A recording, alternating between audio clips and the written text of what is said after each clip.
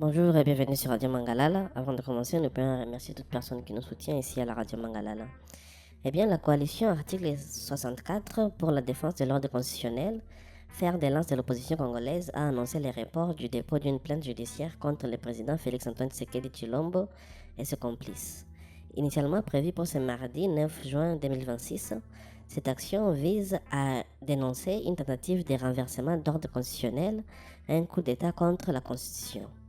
La coalition entend consolider son dossier avec de nouveaux éléments juridiques et factuels. Créé en mai 2026, les C64 rassemblent plusieurs poids lourds de l'opposition et des mouvements citoyens autour d'un objectif clair: empêcher toute modification de la Constitution de 2006 qui permettrait à Félix Tshisekedi, élu en 2019 et réélu en 2023, de briguer un troisième mandat.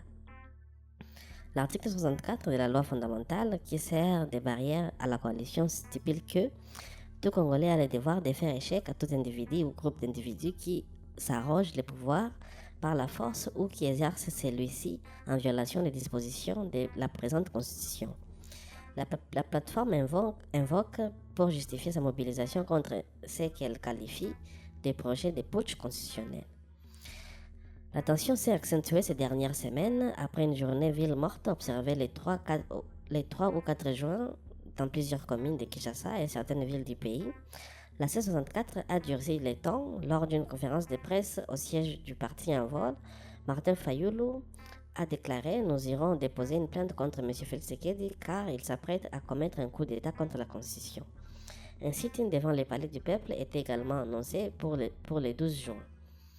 La coalition regroupe des figures emblématiques de l'opposition: Martin Fayulu et Sidé, souvent en première ligne des prises de parole, Délice Sanga du parti en vol, Jean-Marc Kaboun de l'Alliance pour le changement, Moïse Katumbi de l'Ensemble pour la République et Augustin Matata-Mponyo de LGD. Ces leaders, parfois rivaux par le passé, affichent une unité rare face à un pouvoir en place.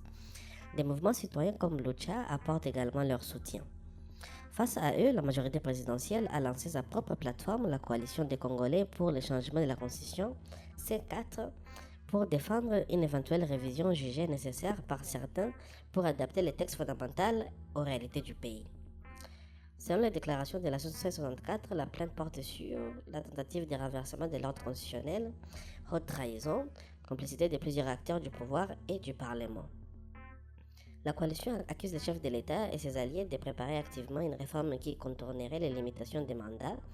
Bien que la présidence n'ait pas officiellement confirmé un projet de troisième mandat, les déclarations récentes de Tshisekedi lors d'une longue conférence de presse ont alimenté les spéculations.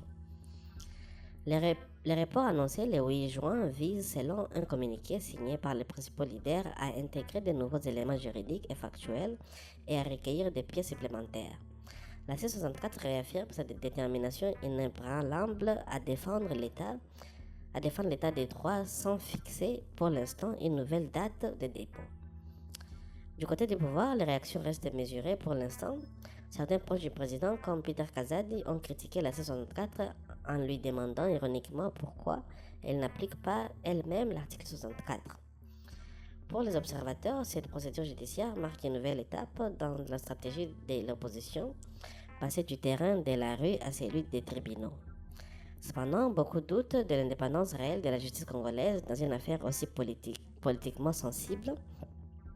La plainte pourrait aussi servir de levier pour maintenir la mobilisation populaire et internationaliser les débats sur la démocratie en RDC. La bataille constitutionnelle s'annonce longue et incertaine. Elle intervient dans un contexte régional tendu, insécurité à l'Est, relations avec le Rwanda et alors que l'économie congolaise peine à répondre aux attentes de la population. La C64 a lancé un appel au peuple congolais pour accompagner cette action citoyenne républicaine. Reste à voir si cette unité de façade de l'opposition résistera aux pressions, aux divisions internes et aux réponses du pouvoir. Le report de la plainte n'est pas qu'un épisode dans ce qui s'annonce comme l'un des plus grands défis institutionnels de la jeune démocratie congolaise. Eh bien, mesdames et messieurs, sera tout pour cet article réservé à la possible plainte qui sera déposée bientôt contre le président Félix-Antoine Tshisekedi par la coalition C64. Pour la suite, on tient à entendre